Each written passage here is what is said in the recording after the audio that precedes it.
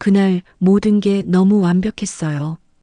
결혼식장 로비엔 하얀 꽃이 가득했고 사람들은 의사사위래라며 입에 침이 마르도록 칭찬했죠.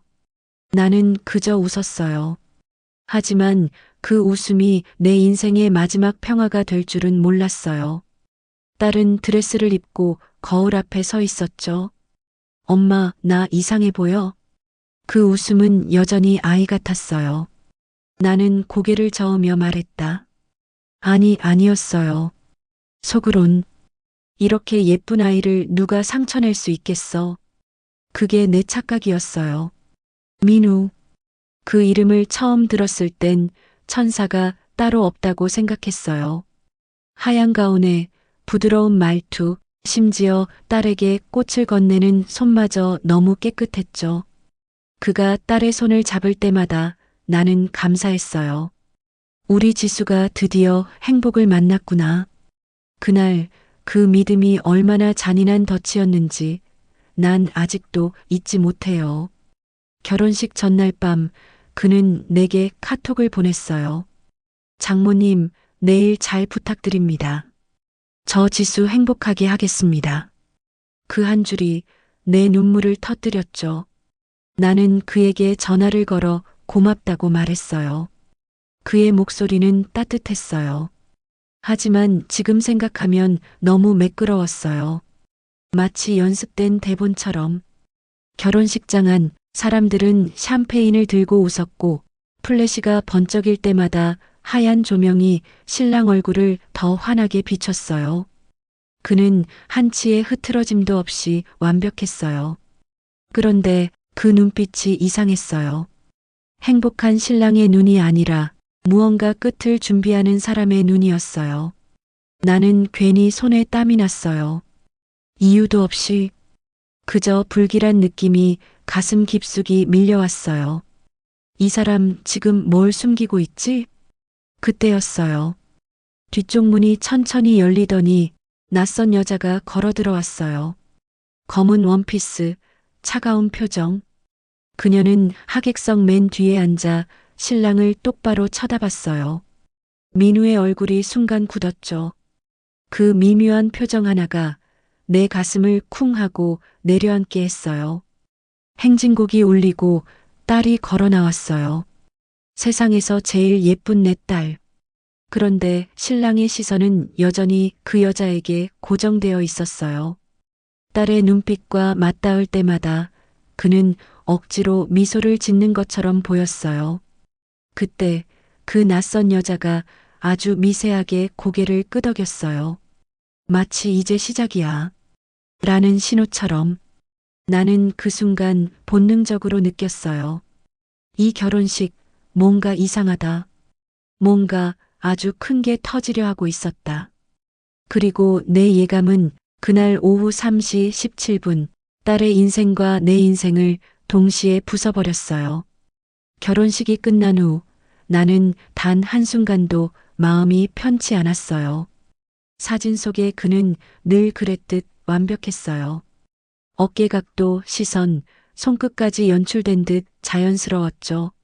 하지만 그 자연스러움이 사람 같지 않았어요. 그날 찍힌 사진 속에서 나는 이상한 걸 발견했어요. 그의 왼쪽 팔시계. 며칠 전엔 분명 금색이었는데 그날은 검은색이었어요. 선물 받은 거야? 무심코 물었을 때 그는 부드럽게 웃으며 그냥 환자분이 주셨어요 라고 했죠. 그 순간 내 등줄기를 스쳤던 찝찝함이 아직도 생생해요. 환자? 그가 근무한다던 병원 이름조차 나는 한 번도 직접 확인한 적이 없었어요. 그날 밤 딸과 사위는 호텔에서 하룻밤을 보냈어요. 나는 집에 돌아와 잠을 이루지 못했죠. 축의금을 정리하던 손이 떨렸어요. 의사사위라더니 정말 잘 됐네. 하객들이 던진 말들이 하나하나 머릿속에서 비틀리며 날카로운 가시로 변했어요. 자정쯤 딸에게 전화를 걸었어요. 연결음만 길게 울리더니 이 번호는 전원이 꺼져 있습니다. 딸이 그런 적 없었어요. 어릴 때부터 약속은 칼같이 지켰고 항상 엄마 걱정하지 말라며 전화로 하루를 마무리하던 애였어요. 잠결에 떠올랐어요. 결혼식장 뒤편 검은 옷을 입은 그 여자. 그녀의 눈빛. 그게 왜 자꾸 떠오르는 걸까? 다음 날 나는 딸의 새집으로 갔어요. 문 앞엔 새하얀 웨딩 부케가 말라붙은 채 떨어져 있었죠. 초인종을 눌러도 아무 대답이 없었어요. 그때 현관문 틈으로 희미하게 켜진 불빛, 그리고 바닥에 던져진 남자의 넥타이. 심장이 미친 듯이 뛰었어요.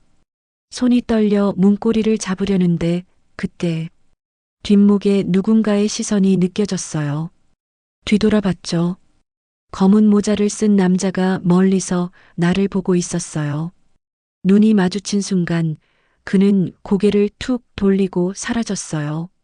나는 본능적으로 느꼈어요. 그 남자 결혼식장에도 있었어. 문이 열렸어요. 딸이 울면서 뛰어나왔어요. 엄마. 그 울음엔 단순한 피로가 아니었어요. 공포, 절망, 배신, 모든 감정이 뒤섞여 있었어요. 그녀의 입에서 나온 첫 마디. 엄마, 그 사람 의사 아니야. 세상이 무너지는 소리가 들렸어요. 온몸에 힘이 빠지고 손에 쥐고 있던 핸드백이 바닥에 떨어졌어요.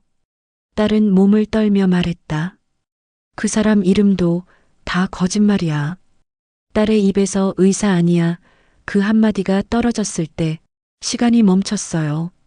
나는 그대로 굳은 채 아무 말도 할 수 없었죠. 숨이 막혔고 귀에서 삐소리가 울렸어요.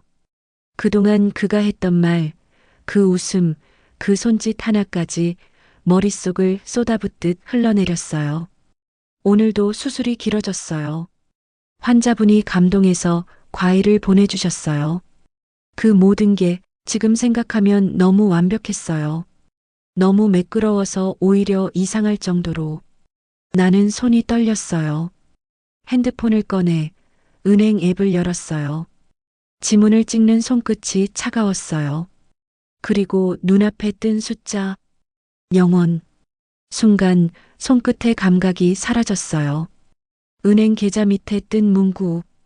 이체 완료 수신인 한민우. 그날 새벽 3시 내가 잠들어 있던 시간. 모든 돈이 사라진 시간. 지수야, 그 사람 어디 있어? 목이 마른 듯 말이 안 나왔어요. 딸은 울며 고개를 저었죠. 몰라, 어젯밤 갑자기 짐 싸서 나갔어. 전화도 꺼져 있고, 엄마, 나 너무 무서워. 그날 밤 경찰서에 갔어요. 담당 형사의 표정이 굳었죠. 이름이 한민우요? 그 사람 이미 전국 수배 중입니다. 그 한 문장이 내 귀를 찢었어요. 형사는 덧붙였죠. 이름이 한민우가 아닐 수도 있어요. 그 사람 신분 세탁 반복하는 전문 사기꾼이에요. 그날 집으로 돌아오는 길, 거리는 기이할 만큼 조용했어요. 가로등 불빛이 바닥에 흘러내리듯 깜빡였죠. 나는 걷는 게 아니라 떨어지고 있었어요. 그의 이름이, 목소리가, 손길이 하나씩 껍질처럼 벗겨져 나갔어요. 모두 거짓, 모두 연기, 모두 나를 속이기 위해 짜인 시나리오. 나는 미친 듯이 그의 SNS를 뒤졌어요. 병원 이름도 환자 사진도 모든 게 조작이었어요. 딸과 찍은 웨딩 사진 밑엔 수십 개의 댓글. 민우 오빠 결혼 축하해요. 그중 하나 또 피해자 생겼네. 그 댓글의 닉네임이 낯익었어요. 결혼식 날 검은 옷을 입고 서 있던 그 여자. 심장이 쿵 하고 떨어졌어요. 나는 곧장 그 계정에 메시지를 보냈어요. 혹시 당신 그 사람 아세요? 잠시 후 답장이 왔어요. 알아요. 그 사람이 내 전 남편이에요. 그 한 줄이 내 심장을 찢었어요. 그리고 그날 밤 나는 결심했어요. 내가 끝까지 찾아낼 거야. 그 사람을 내 손으로 무너뜨릴 거야. 딸은 무너졌어요. 하루 종일 방 안에서 울었고 밥도 안 먹었어요. 눈밑은 퀭했고 손은 차가웠어요. 그 아이는 아직 사랑이 끝났다는 사실을 믿지 못했어요. 엄마, 그 사람 그냥 잠깐 혼란스러워서 그런 거 아닐까? 그 말에 나는 아무 대답도 못했어요. 혼란? 그건 사랑을 한 사람의 변명이 아니라 사람을 속인 괴물의 핑계였어요. 나는 딸의 머리맡에 앉아 머리를 쓰다듬었어요. 그 아이는 잠결에 중얼거렸어요. 엄마, 나 이제 결혼식 싫어. 하얀 드레스도 싫어. 그 말이 내 심장을 찔렀어요. 내가 지켜주지 못한 아이, 그 웃음을 빼앗아간 남자. 며칠 뒤 경찰로부터 연락이 왔어요. 한민우의 차량이 부산에서 발견됐습니다. 그 말에 심장이 뛰었어요. 나는 곧장 짐을 챙겼죠. 딸은 말렸어요. 엄마, 가지 마. 엄마까지 다치면 나 어떡해. 하지만 나는 멈출 수 없었어요. 지수야, 엄마는 평생 너를 지켜줬어. 이제 그 약속 다시 지킬 거야. 부산의 바닷바람은 차가웠어요. 그곳엔 그의 또 다른 흔적이 있었어요. 월세방 계약서, 그리고 다른 이름. 이현우. 다시 가짜 이름. 그는 나를 농락했어요. 딸의 눈물, 내 재산, 내 삶. 모두 장난감처럼 쥐었다가 버린 거예요. 나는 그날 밤 모텔 창문을 열고 바다를 봤어요. 검은 파도 사이로 그 남자의 얼굴이 떠오르는 듯 했어요. 그때였어요. 전화가 울렸어요. 번호는 비공개. 받자마자 들린 목소리. 낮고 익숙한 목소리. 장모님, 잘 지내세요? 순간 등골이 얼어붙었어요. 그 목소리 민우? 그는 웃었어요. 이현우입니다. 그렇게 불러주셔야죠. 숨이 막혔어요. 그는 계속 말했어요. 그 돈 잘 썼습니다. 근데 지수는 좀 귀찮게 하네요. 장모님이 대신 좀 정리해 주시죠? 통화가 끊기자마자 나는 폰을 던졌어요. 바닥에 떨어진 폰 화면에 내 얼굴이 비쳤죠. 붉은 눈, 흔들리는 입술. 그 얼굴은 더 이상 엄마가 아니라 사람을 잡으려는 짐승이었어요. 그날 밤 나는 거울 앞에서 중얼거렸어요. 민우, 아니 이현우. 내가 만든 지옥, 내가 그대로 돌려줄게. 그날 이후 잠이 오지 않았어요. 눈을 감으면 그 남자의 웃음이 들렸고 귀를 막으면 딸의 울음이 들렸죠. 밤새도록 방 안을 맴돌며 생각했어요. 내가 어떻게 이런 인간에게 속았을까? 하지만 이상했어요. 분노보다 더 강한 감정이 생겼어요. 그건 두려움이 아니라 집착이었어요. 그를 찾아야겠다는 그의 숨소리 하나까지 짓밟아버리고 싶다는 이상한 열기. 나는 그가 마지막으로 살았던 월세방으로 갔어요. 문은 이미 봉인돼 있었고 경찰 테이프가 붙어 있었어요. 하지만 나는 손이 멈추지 않았어요. 테이프를 뜯고 들어갔죠. 방 안엔 담배 냄새와 낯선 향수 냄새가 섞여 있었어요. 그리고 책상 위에 놓인 폴라로이드 사진 몇 장. 그 속엔 다른 여자들이 있었어요. 한 장, 두 장, 세 장. 모두 다른 여자, 다른 도시, 다른 이름, 그리고 같은 남자. 그의 웃음, 그 손, 그 팔에 걸린 시계. 그건 민우가 아니라 이현우의 기록이었어요. 나는 사진 뒷면을 뒤집었어요. 날짜와 함께 적힌 메모. 2월 자산가 딸 성공적. 5월 이혼녀 재산 확인 중. 8월 교사 감정적 약점 파악 완료. 손끝이 부들부들 떨렸어요. 그는 사랑을 계산했고 진심을 장부에 적었어요. 그 순간 노트북 화면이 깜빡이며 켜졌어요.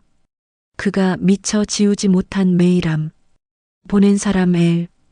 받는 사람 이현우. 제목 이번 건 처리 끝났어. 내용은 짧았어요. 다음 타깃은 서울.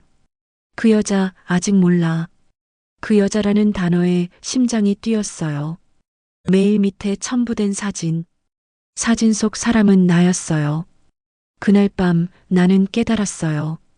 그의 목표는 처음부터 딸이 아니라 나였다는 걸. 그는 딸을 이용해 나에게 접근했고 결혼이란 이름으로 내 재산과 신뢰를 빼앗은 거였어요. 피가 거꾸로 솟는 기분이었어요. 손끝이 차가워지고 시야가 흔들렸어요. 하지만 그 혼란 속에서도 나는 이상할 만큼 냉정했어요. 눈물이 말라버린 그 자리에 이상한 미소가 올라왔죠. 그래. 이제부터 시작이야. 그가 짜놓은 시나리오가 있다면 이제부터는 내가 그 위에 덧칠할 차례였어요. 며칠 뒤 나는 그를 쫓기 시작했어요. 은행 내역, 차량 이동 경로, CCTV. 모든 흔적을 하나씩 연결했죠. 낮엔 딸을 달래며 웃었고 밤엔 노트북 앞에서 그를 추적했어요. 스크린에 뜬 그의 이름이 가짜든 진짜든 상관없었어요. 그는 이제 내 사냥감이었어요. 그러다 메일 속 L이라는 이니셜의 정체를 찾았어요. 그건 루너. SNS에서 화려하게 살던 여자.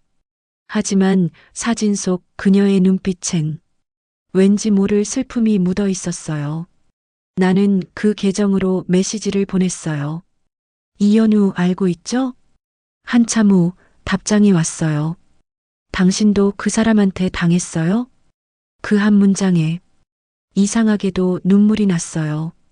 나만이 아니었다는 사실, 누군가 또 있었다는 사실, 그리고 그게 나와 같은 고통을 겪은 여자라는 게. 나는 그녀에게 제안했어요. 우리 함께 끝내요. 그 사람을.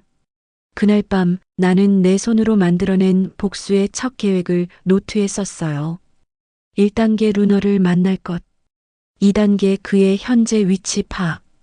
3단계 그가 가장 아끼는 것부터 무너뜨릴 것. 손끝이 떨렸지만 기분은 이상하게 고요했어요. 그동안 당해왔던 모든 모멸감이 하나의 문장으로 정리되는 기분이었죠. 그의 세계를 그가 만든 방식 그대로 부숴버릴 거야. 내가 보낸 메시지에 답이 왔을 때 심장이 미친 듯이 뛰었어. 당신도 그 사람한테 당했어요? 짧고 무심한 문장. 그런데 그걸 읽는 내 입술은 떨리고 눈가가 뜨거워졌다. 나만의 분노가 아닌 같은 상처를 가진 누군가의 목소리라는 사실이 내 가슴을 찢었다. 그녀의 이름은 루나. SNS 프로필은 화려했다. 고급 레스토랑에서 찍은 사진, 해외여행지에서 찍은 미소, 반짝이는 액세서리. 하지만 메시지에 담긴 문장은 비었다. 비어있지만 그 속엔 깊은 피멍이 있었다. 전화할까요? 그녀는 한 줄을 더 보냈다. 나는 망설이지 않았다. 그녀의 목소리는 전화를 통해서도 금방 내 가슴을 울렸다. 낮고 떨리는 오래된 슬픔이 실린 목소리. 나도 그 사람 때문에 가족을 잃었어. 당신처럼 속고 버려졌어. 우리는 그렇게 만났다. 카페 테이블에 마주 앉은 두 여자.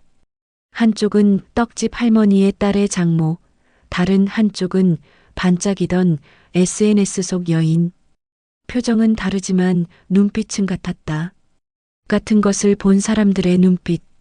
그의 방식이 같았어요. 루나가 먼저 입을 열었다. 처음엔 다정했죠. 진짜 다정했어요. 병원, 사업, 약속? 다 연기였어요. 그가 남긴 건 계약서와 빚, 그리고 내 마음의 구멍뿐이었죠. 루나의 손은 가늘게 떨렸고 그녀의 이야기는 조용한 폭발 같았다. 그녀는 그의 기획서를 하나 보여줬다. 폴라로이드, 예약 내역, 위조된 명함의 사진, 그리고 그의 메모. 내가 월세방에서 발견한 그 파일과 닮아 있었다. 타깃 50대 자산가 어머니. 방식 접근 동정훈 인자산 이전. 그 문장이 내 눈앞에서 또렷하게 읽혔다. 당신도 그 리스트에 있었어요. 루나가 말했다. 그 한마디가 내 등골을 타고 전기가 흐르게 했다. 우린 둘 다 같은 설계도에 의해 희생된 연속 피해자였다. 그의 손은 여러 사람을 향해 뻗쳐 있었고 우리는 그 손에 걸려 넘어졌던 것뿐이었다. 그날부터 우리는 공모자가 되었다. 그의 흔적을 모으는 일은 마치 오래된 수사를 다시 시작하는 작업 같았다.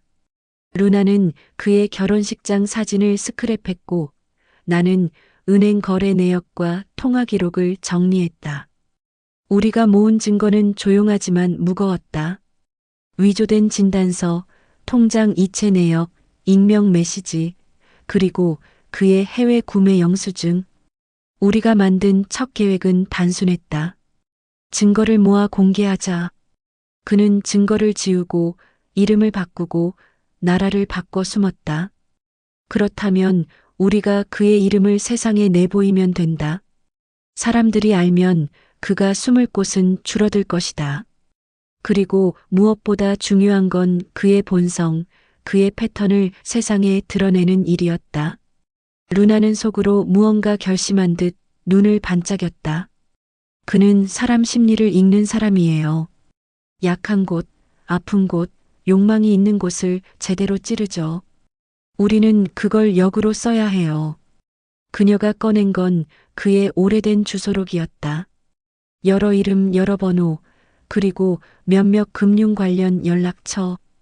그 중 하나에는 루너로 적힌 그의 서명이 있었다. 마치 그가 스스로 기록해둔 명단 같았다. 우리는 서서히 조심스럽게 움직였다.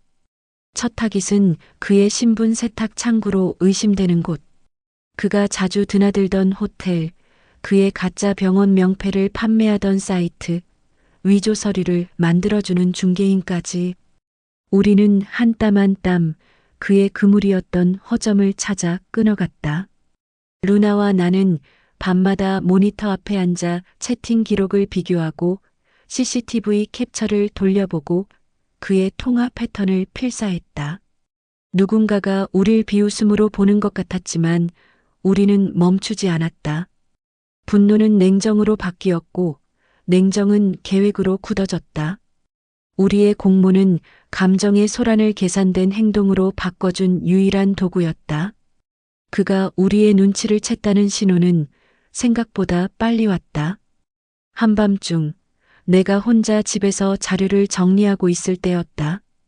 SNS에서 루나가 올린 한 장의 사진, 작은 카페 창가에서 찍은 내 모습과 흡사한 사진에 누군가 댓글을 달았다. 잘 노는 할머니네.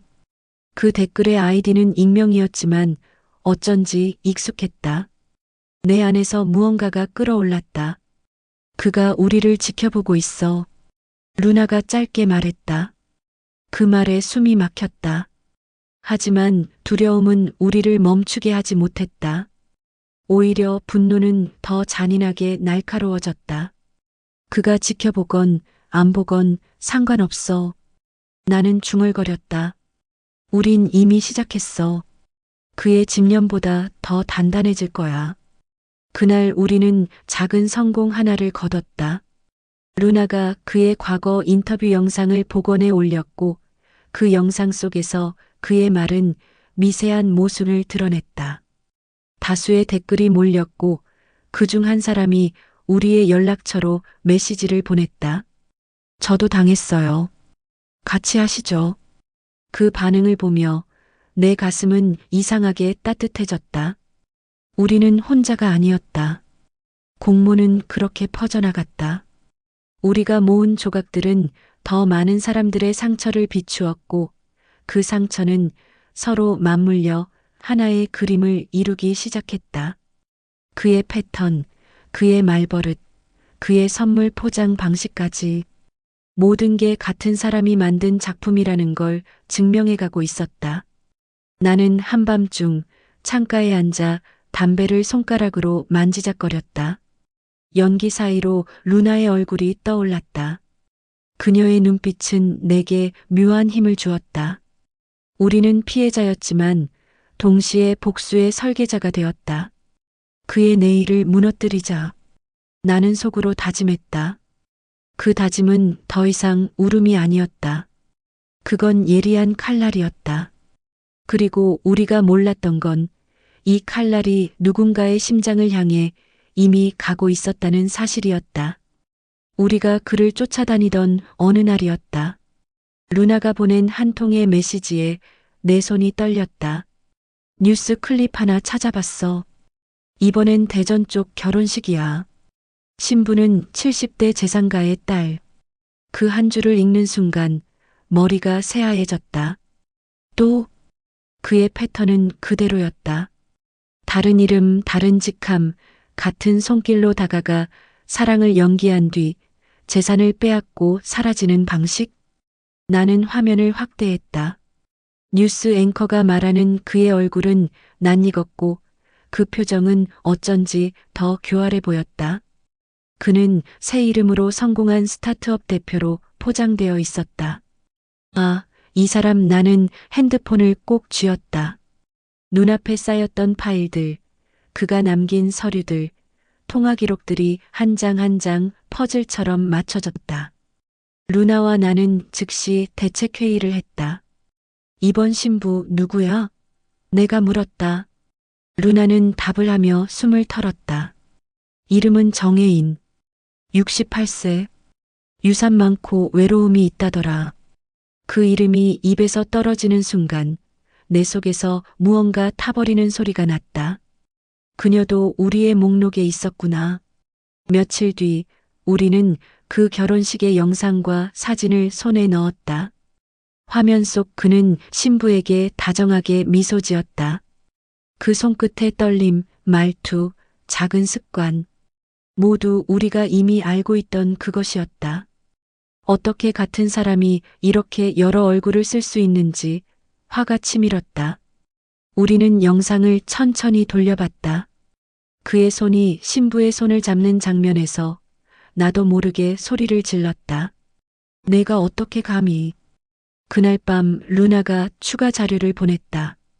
정혜인의 과거 인터뷰, 그녀가 남긴 블로그 글, 친척들의 인터뷰. 하나하나가 그의 범죄의 증거로 이어졌다. 정혜인은 고향에서 꽤 존경받는 인물이었고 외동딸로서 재산을 지키려 조심스러웠다. 그는 그 마음의 균열을 너무나 잘 읽고 이용했다. 아픈 사람의 마음을 이용하는 짐승이야. 루나가 글자를 강하게 찍었다. 우리는 그 신부 정혜인에게 연락했다. 저희는 당신과 같은 피해자들의 모임입니다. 처음엔 조심스러워하던 그녀는 통화를 이어가며 점점 무너졌다. 그 사람이 저를 안아주었어요.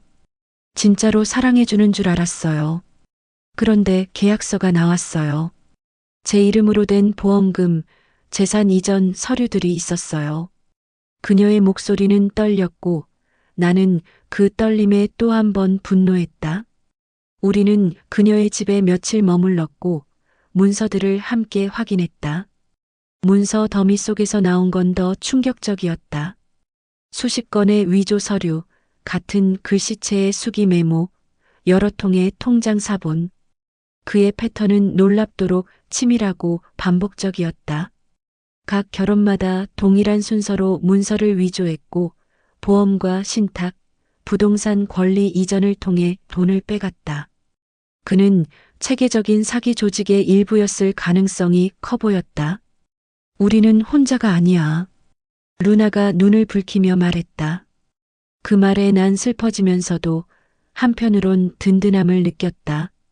정혜인은 우리와 함께 경찰에 증거를 제출했다. 하지만 현실은 냉정했다. 증거는 있으나 위조 가능성이 높습니다. 법적 절차가 필요합니다. 우리는 몇 달 동안 자료를 정리해 제출하고 또 제출했다.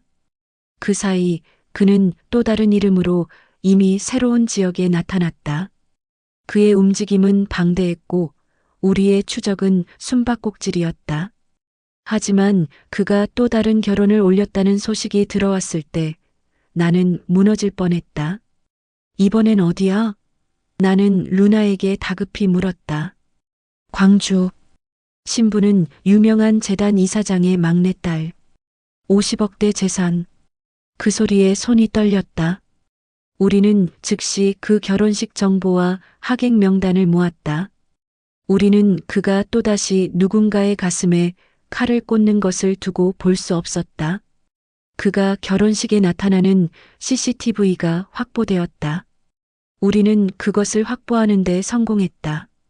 그를 본 순간 나는 증오로 얼굴이 일그러졌다. 신부의 환한 미소, 하객들의 박수 속에서 그는 천사의 얼굴을 하고 있었다. 그런데 화면을 확대하면 작고 어색한 이상 신호들이 보였다. 신랑이 신부에게 다정한 말을 건네는 장면에서 그는 잠깐 카메라를 피해 누군가와 눈빛을 주고받았다. 그 눈빛은 완료라는 신호 같았고 그 누군가는 하객 속의 정체 모를 남자였다. 우리는 그 화면을 가지고 인터뷰를 진행했다.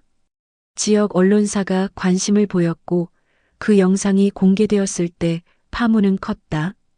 사람들은 분노했고 분노는 우리에게 힘이 되었다.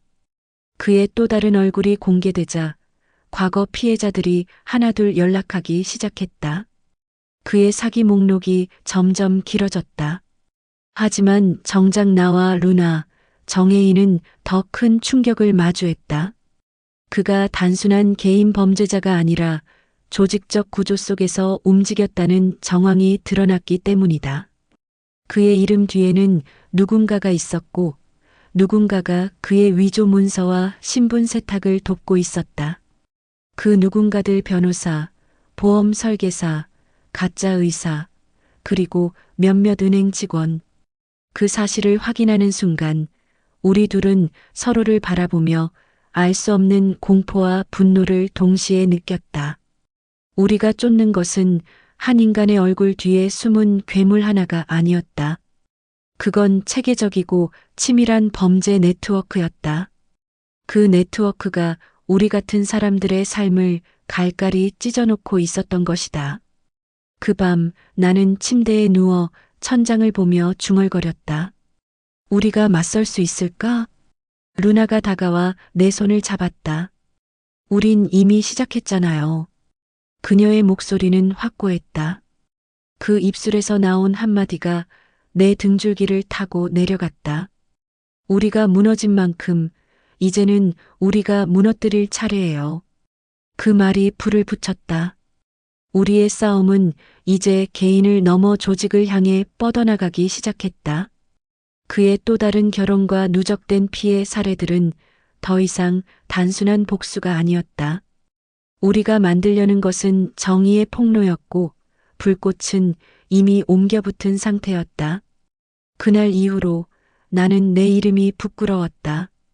누군가의 장인으로 불렸던 그 이름이 하루아침에 조롱거리가 되어버렸다. 신문의 작은 사회면 구석에 유명 의사 사칭 결혼 사기라는 제목이 떠 있었다. 그 안에 실명은 가려졌지만 사진 속 그 남자의 실루엣은 내가 너무도 잘 아는 그 얼굴이었다. 딸의 신랑, 나의 사위, 그리고 우리 가문의 수치. 나는 그의 이름을 수십 번 중얼거렸다. 민재라는 이름은 이미 세상에 존재하지 않았다. 경찰 기록에는 다른 이름이 적혀 있었다. 정도윤, 정과 삼범, 사기 및 신분 도용. 그가 딸에게 썼던 편지 속 말들은 모두 거짓이었다. 사랑한다는 말도 평생 지키겠다는 약속도 모두 나를 이용하기 위해 쓴 대본 같은 거짓말이었다. 딸은 방 안에서 한 달 넘게 나오지 않았다. 그녀의 울음소리가 새벽마다 벽을 뚫고 내 귓속으로 스며들었다. 그때마다 나는 이불을 뒤집어 쓰고 이를 악물었다. 그 자식, 내가 꼭 찾아낸다. 하지만 복수는 생각보다 쉽지 않았다. 그는 이미 해외로 도주했고 남은 건 빈 통장과 파탄난 우리 가정뿐이었다. 밤마다 술잔을 기울이며 그의 흔적을 뒤쫓았다. 카드 내역, 출입국 기록, 거래 흔적. 모두 사라졌다. 마치 존재하지 않았던 사람처럼. 그러나 이상했다. 며칠 후 내 휴대폰으로 문자가 하나 도착했다. 그를 찾고 싶다면 돈을 준비해요. 발신자는 알 수 없음이었다. 처음엔 장난인 줄 알았다. 하지만 메시지 아래에는 그의 결혼식장에서 찍힌 사진이 첨부되어 있었다.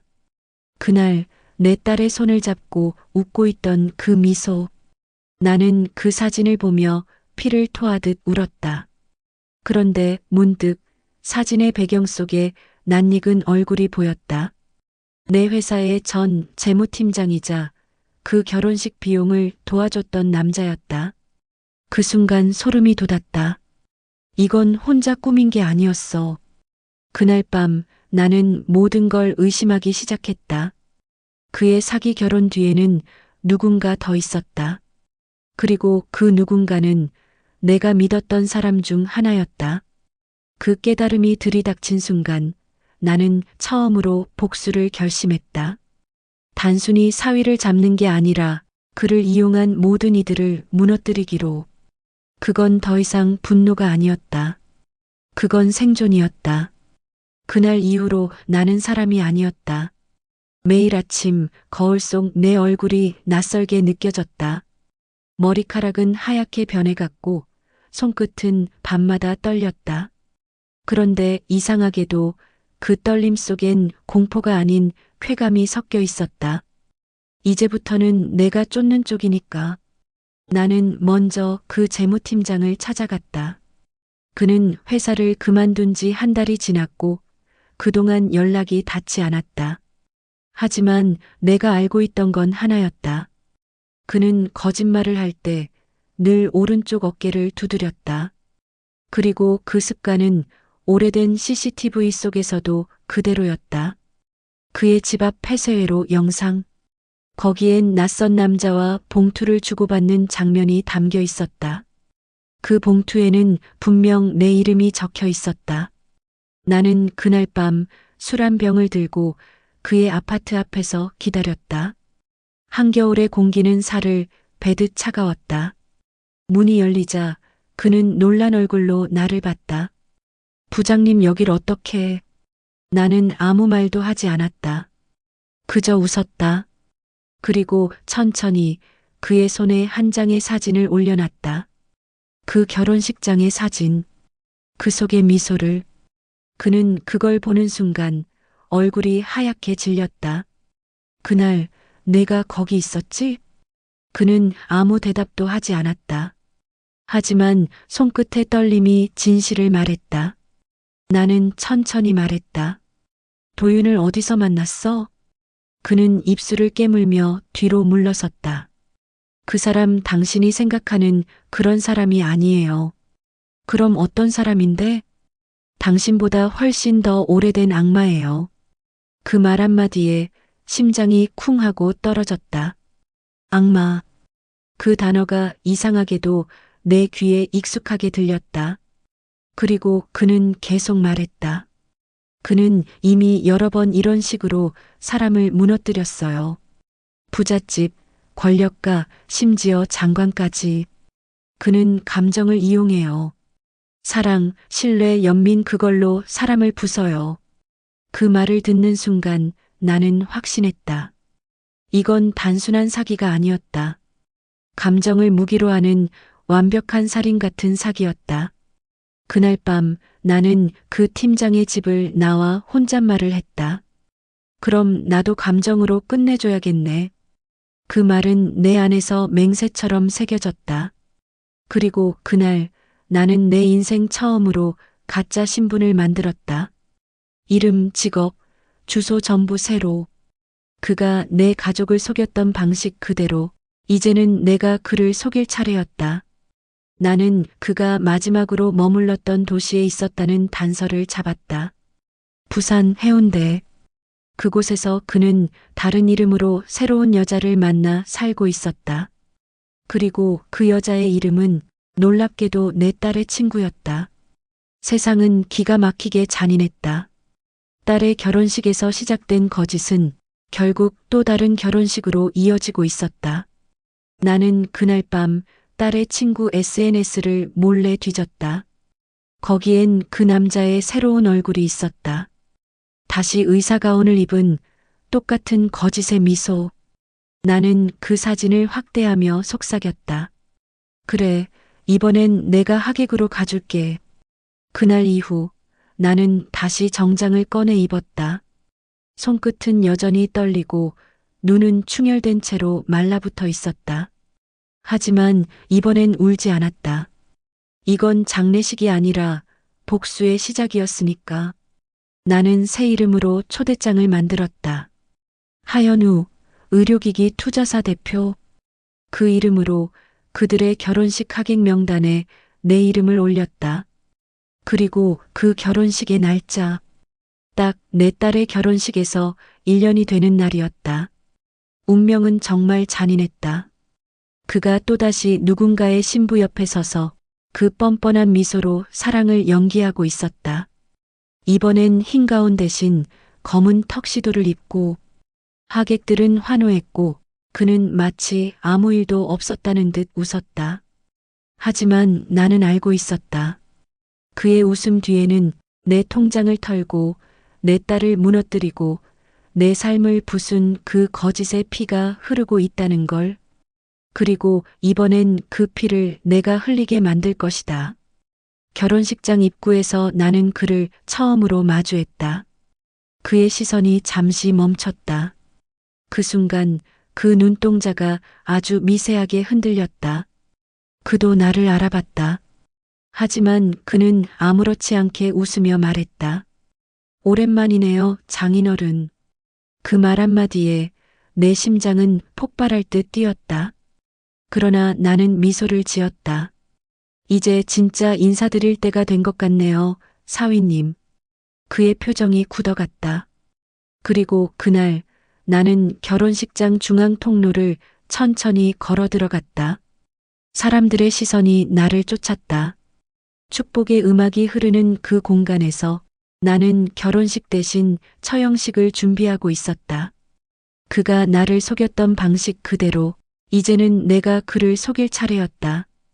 그가 내 인생을 연극으로 만들었다면 이제는 내가 그의 무대를 불태워버릴 것이다. 나는 천천히 손에 쥔 서류 봉투를 올려다 봤다.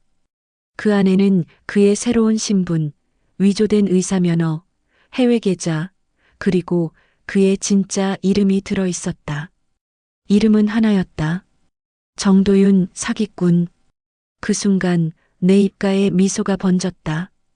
이 결혼식 내가 축가 불러주지. 그리고 조명이 켜지며 피로 물든 복수의 막이 올랐다.